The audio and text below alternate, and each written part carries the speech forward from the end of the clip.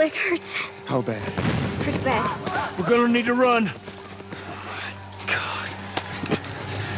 Keep us safe. Welcome to MojoPlays, and today we're looking over the introductory scenes and levels in gaming that utterly wrecked us, emotionally speaking. As many spoilers as there are tears ahead.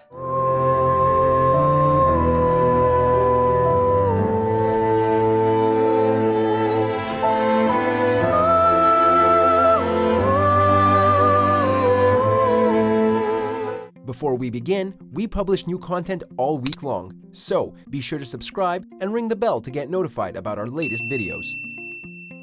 Ori and the Blind Forest.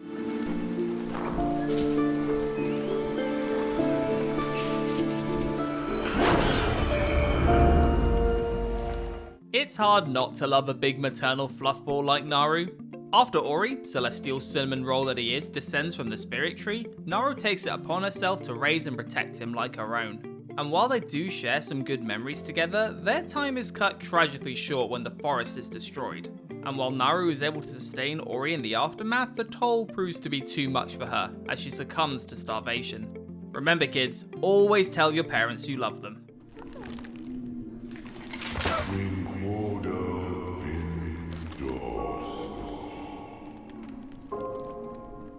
Brothers, A Tale of Two Sons.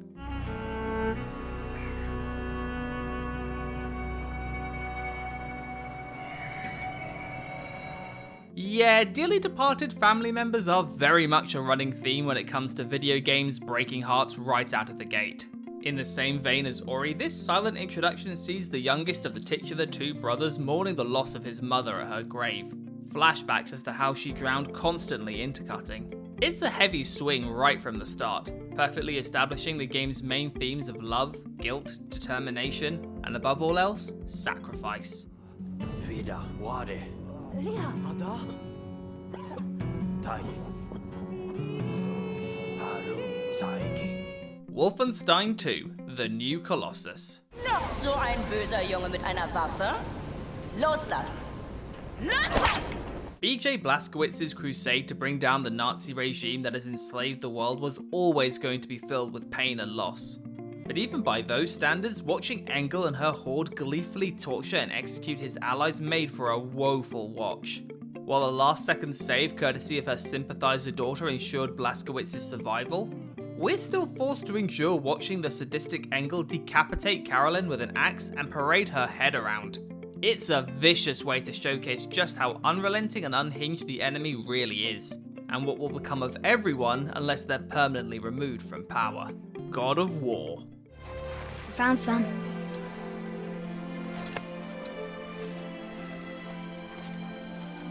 Get in the boat, boy.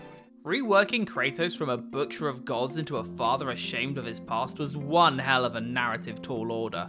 But it's thanks to scenes such as this we were able to see that the Spartan still has a well of humanity left inside him.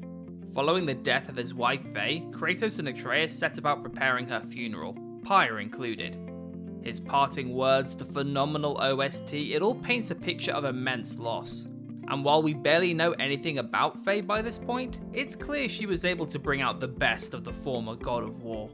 This knife. It was hers. Now it is yours. The Walking Dead Season 2. Come on, Krista. What's wrong with Omid? We're not calling our baby Omid. One of you is enough. Nothing will ever eclipse the misery of losing Lee at the end of Season 1, but this intro to the sequel season is still pretty damn bleak. Fleeing with Omid and Krista, a momentary rest proves deadly as Clementine encounters another survivor, a far more desperate one. Itchy trigger fingers and a case of bad timing leads to guns going off, with Omid getting caught in the crossfire. This only proves to be the start of Clem's terrible luck going forward, forced to survive in a world where innocence is now extinct. Oh God. Omid, can you hear me? Omid. Stray. Who doesn't love cats? Everyone loves cats. Only the sickest of minds would want to see cats get hurt. Unfortunately, the opening segment of modern gaming's ultimate cat simulator sees a whole bunch of them in peril. While exploring an abandoned factory, some loose footing leads to the player's kitty avatar scrambling before eventually falling over the edge. Given the gorgeous visuals, watching a highly detailed rendering of an adorable feline fall into an abyss gave us all major heart palpitations. Firewatch.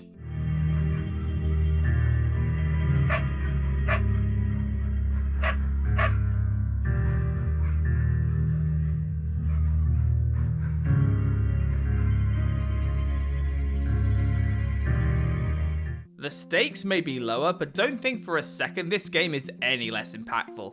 In fact, the emotional blows just don't stop with this one. Interspersed between the scenic journey of Henry as he makes his way towards his new post as a fire lookout, we learn about his past with his wife Julia. The snippets of text are small and seemingly inconsequential, but as things go on, we learn that Julia has developed dementia at a frightfully early age, leading to their relationship rapidly deteriorating. It then becomes clear that this little excursion isn't so much a pleasant reacquaintance with nature, as it is Henry running from a cripplingly depressing situation, and now we're along for the ride. Hello, Two Forks Tower.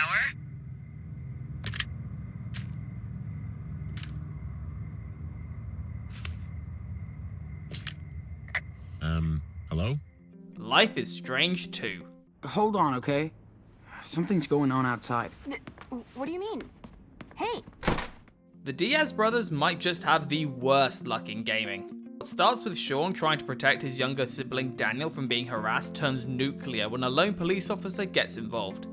Tensions run high, mistakes are made, and the boy's father ends up being killed as a result. Can it get worse? Of course it can, since the incident leads to Daniel's latent telekinetic abilities going out of control and destroying everything in sight, turning the boys into fugitives in a single stroke. Hey, come on. Daniel, come on. We gotta go. Now. Talk about escalation. The Last of Us. Monday at work, huh? What are you still doing up? It's late. Oh, crud, what time is it? It's way past your bedtime. But it's still today. It's one of the most iconic openings of any game ever released, setting the tone of hopelessness to follow.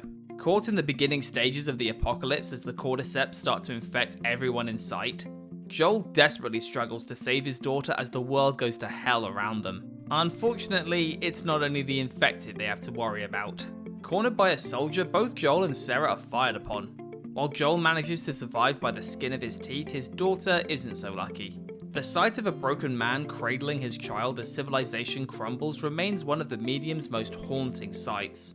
You're gonna be okay, baby. Stay with me. Alright, I'm gonna pick you up. I know, baby. I know it hurts. Come on, baby. Please. I know, baby. I know. Sarah. Claire Obscure, Expedition 33. If you're gonna give someone flowers, you should probably do it before they wither and die. What, the flower? Or Sophie? Because why stop at redefining turn-based RPGs when you can also obliterate hearts while you're at it? Over the course of a brief prologue, we're introduced to a city in the stranglehold of the Paintress, an entity whose wicked magics disintegrate any person when they reach a certain age. And every year, the number gets lower. Through Gustav and Sophie's eyes, we're witness to the gommage in full effect, as countless souls are reduced to petals.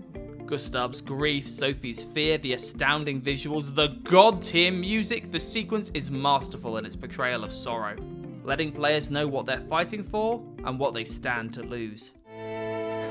I'm here.